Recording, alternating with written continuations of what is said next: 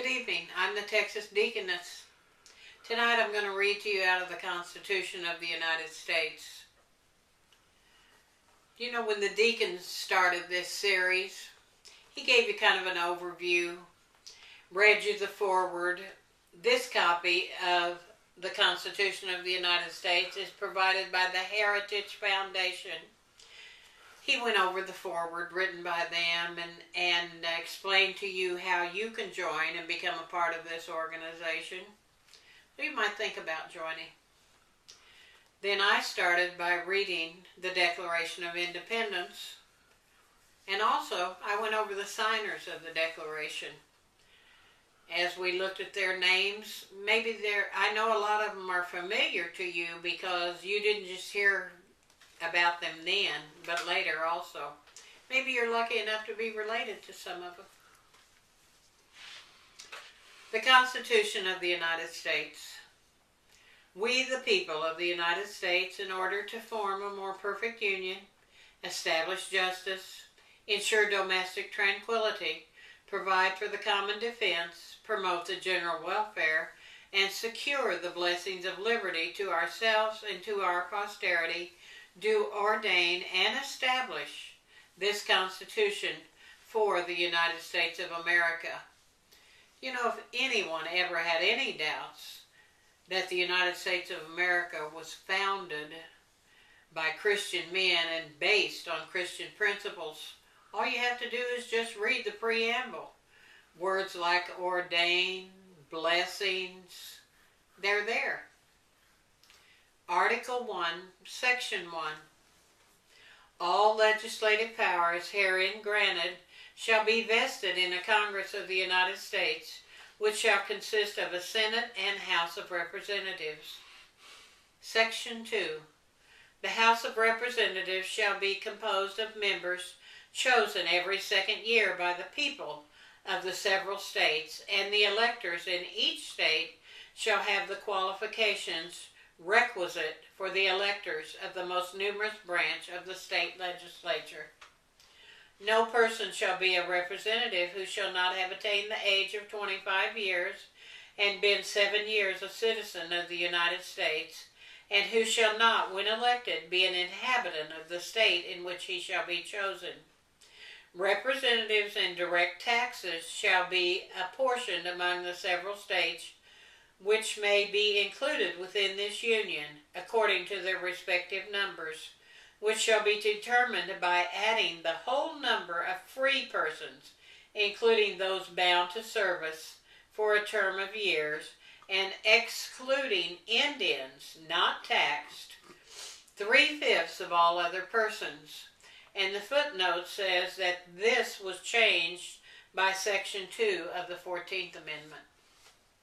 The actual enumeration shall be made within 3 years after the first meeting of Congress of the United States, and within every subsequent term of 10 years, in such manner as they shall by law direct.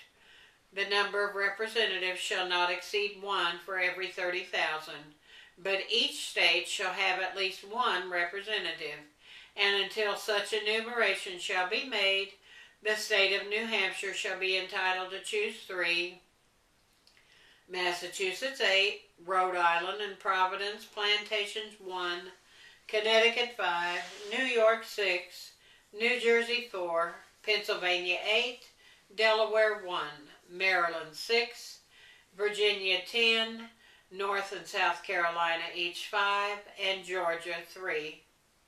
When vacancies happen in the representation from any state, the executive authority thereof shall issue writs of election to fill such vacancies.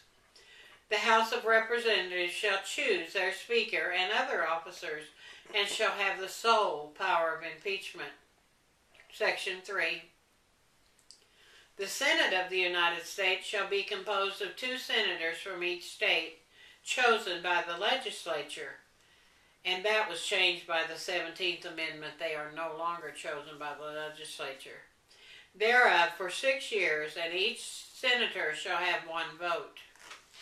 Immediately after they shall be assembled in consequence of the first election, and they shall be divided as equally as may be into 3 classes.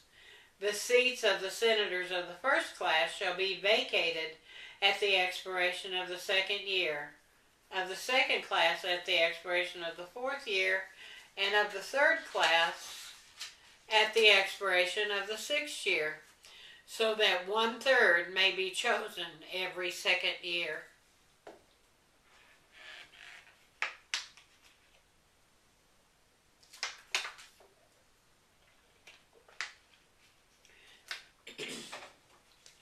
And if vacancies happen by resignation or otherwise during the recess of legislation or of any state, the executive thereon may make temporary appointments until the next meeting of the legislature, which shall fill such vacancies.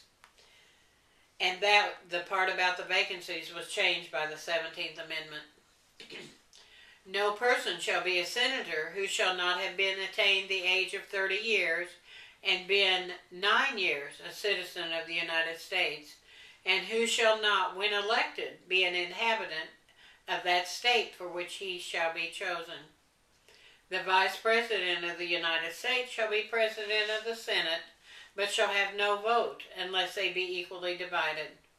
The Senate shall choose their other officers and also a President pro tem in the absence of the Vice President, or when he shall exercise the office of the President of the United States. The Senate shall have the sole power to try all impeachments. When sitting for that purpose, they shall be on oath or affirmation. When the President of the United States is tried, the Chief Justice shall preside, and no person shall be convicted without the concurrence of 2/3 of the members present. Judgment in cases of impeachment shall not extend further than to removal from office and disqualification to hold and enjoy any office of honor, trust, or profit under the United States. But the party convicted shall nevertheless be liable and subject to indictment, trial, judgment, and punishment according to the law. Section 4. The time, places, and manner of holding election for senators and representatives shall be prescribed in each state by the legislature thereof. But the Congress may at any time by law make or alter such regulations, except as to the places of choosing senators. The Congress shall assemble at least once in every year, and such meeting shall be on the first Monday in December. And that was changed by Section 2 of the 12th Amendment. Unless they shall by law appoint a different day. Section 5. Each house shall be the judge of the election returns and qualifications of its own members, and a majority of each shall constitute a quorum to do business, but a smaller number may adjourn from day to day and may be authorized to compel the attendance of absent members in such manner and under such penalties as each house may provide. Each house may determine the rules of its proceedings, punish its members for disorderly behavior, and with the concurrence of 2/3 expel a member. Each house shall keep a journal of its proceedings, and from time to time publish the same, excepting such parts as in their judgment require secrecy, and the yeas and nays of members of either house on any question shall, at the desire of 1/5 of those present, be entered on the journal.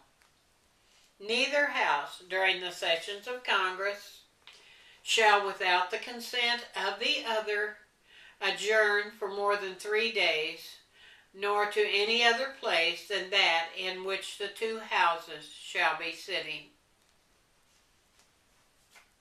We're going to stop here at the end of Section 5. On our next session, we'll start with Section 6 and study more about the Declaration of Independence and the Constitution of the United States. Please try to join me.